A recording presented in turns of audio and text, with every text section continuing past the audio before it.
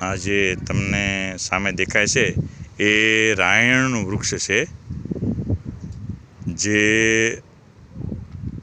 પથ્થરમાં ઉગેલું છે.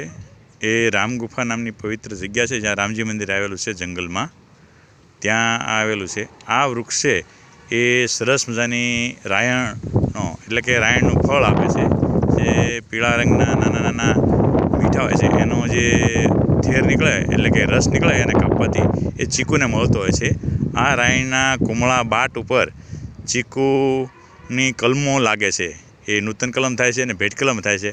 અને આવી રીતે તૈયાર થયેલી ચીકુની ભેટ કલમો છે એ ખેતરમાં વાવવાથી એ દીર્ઘાયુ હોય છે અને વિકાસ ઝડપથી થાય છે. ગમે એવા કપરા સંજોગોમાં પણ એ જમીન સારી ન હોય, ખારાશવાળી કે પોત ધોઈ ગયેલી જમીન હોય, ત્યાં પણ છે એ આ રાયણના મૂળ છે એ મજબૂત અને ઊંડે સુધી જનારા હોય, એ ક્ષાર પ્રતિરોધકતાવાળા હોય, ITDS પાણી પણ સહન કરી અને ચીકુના મીઠા મધુર ફળ આપે છે.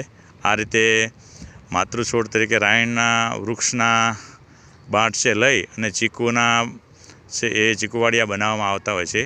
આ રાયણની નીચે જૈનના છેલ્લા તીર્થકરને જ્ઞાન પ્રાપ્ત થયું હોવાથી આ રાયણનું શાંતિ માટે પણ રાયણનું વૃક્ષ છે એ શુભ માનવામાં આવે છે. આમ આ રાયણો પર અનેક પ્રકારના પક્ષીઓ રાયણના ફળ ખાય અને વિહામો લે છે. તેનો છાંયડો પણ ઘટાટોપ હોય છે. વધતા આ રાયણને સંપૂર્ણ પાનખર ક્યારેય લાગતું ન હોવાથી 12 માસ છાંયડા માટે ઘણું ઉપયોગી છે. આમ આ રાયણનું વૃક્ષ આપણને અનેક રીતે ઉપયોગી સાબિત થયું છે. અસ્તુ.